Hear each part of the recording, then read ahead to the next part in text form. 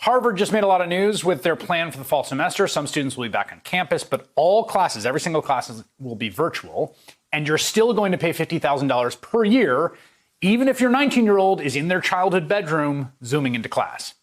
Harvard can do that because it's Harvard, and other Ivy League schools would claim the same.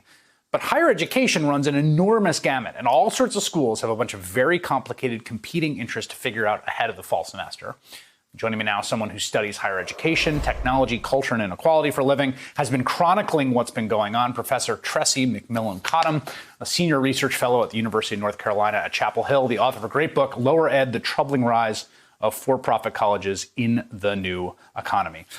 Professor, let's start with these sort of prestige institutions. I think they're kind of an interesting experiment because they're not representative. Harvard and Princeton, the other places, they don't have to worry that people are going to run away from a Harvard degree. They don't have all these we got to give people the experience. So they're making these choices with a lot of latitude. And it is interesting to me, the choices they're making, which are, we don't feel like we can bring a ton of people back.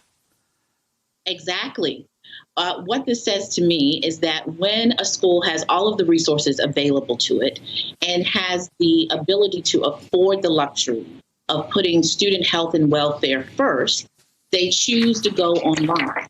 The takeaway there is that all institutions should be able to afford to put their students' well-being and health above profit, above sustainability, above their ability to open and provide jobs or be a local economic engine for people. But not every institution has the luxury of making that choice. That brings up the issue of who should give us the luxury of making that choice. Well, so I saw someone comment on this saying, look, if Harvard with Harvard's resources is saying, Harvard University says, with all the resources, this is the best we can do for everyone's safety, which is all classes are virtual. We're only going to have 40% students on campus on time. What does that say for every other school? And other schools, like you said, they have to worry that people aren't going to pay the tuition. They're not going to show up. They're not going to have enough enrollment if they're doing Zoom classes. So there's a strong incentive to sort of put butts in the seats, which I really worry about. As do I, and as do many faculty members, staff members, the people who make up the institutions that comprise higher education in the United States of America are actually quite concerned about the incentives of putting butts in seats. You see those who have faculty unions, for example, at CUNY, are pushing back. Those who are in the position to do so are signing petitions, trying to speak up in favor of putting the health and welfare of not just the students, but the staff members and the faculty members on university campuses. We are more than just the time that we spend in the classroom. Universities are complete ecosystems. They are communities. And if there is a public health incentive for us to social distance, to self-isolate, and to sort of withdraw from some social interactions, then there absolutely must be an incentive for us to do so on a college campus. The question becomes, why would an institution make a decision that does not put a student's health and welfare up front? And that's what we get from the Harvard case, that there are economic incentives for us to choose something other than what is best for the student body and for the greater higher education campus. This is where a robust federal and state response would be ideal. Harvard can afford to do it. The United States of America can afford to do it for all colleges and universities. We have chosen not to do so. Right. And we should note that, your point there is so crucial to me. A huge part of, you and I had a conversation about this on my podcast, and we've talked about this before, about what are colleges for, right? What do they sell people? What do they provide? They provide an education, they provide a credential, and they provide an experience, among other things. And a huge part of this is just saying, look, the experience is a big part of it. It's why parents scrimp and save, and they send their kids away to have this experience. But if we're saying, look, the experience itself, which is kids hanging out in each other's dorm rooms and going to parties and being up late at night at the student theater, that itself is unsafe.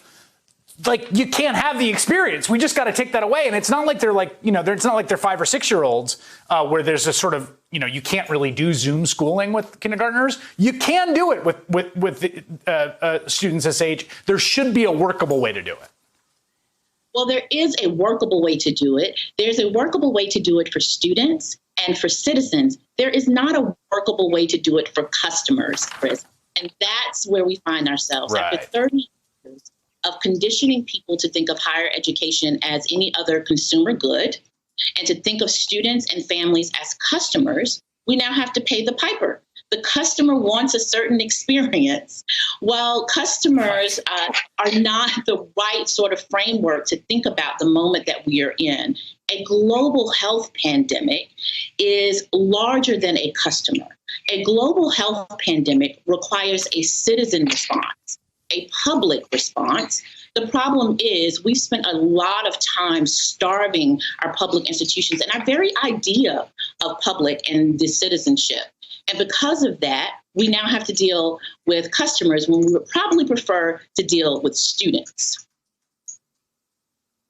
There's also, of course, the best laid plans. Like, no plan is going to survive first contact with an outbreak. I mean, if Massachusetts is 6,000 new cases a day, like, some states are posting right now, like, Harvard's sending everyone home. Like, who are we kidding? So people can come up with any plan they want. If you don't suppress the virus, none of it's happening. The plans right now, and listen, I'm very empathetic to those whose jobs rely on them producing a workable plan.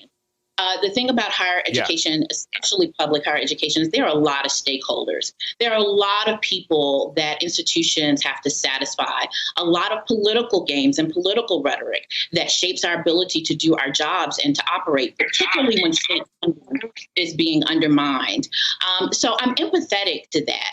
But plans right now are really just to manage our anxiety. None of us are able to predict what the virus will do. And I think that is especially important to keep in mind when we also can't predict what our president will do.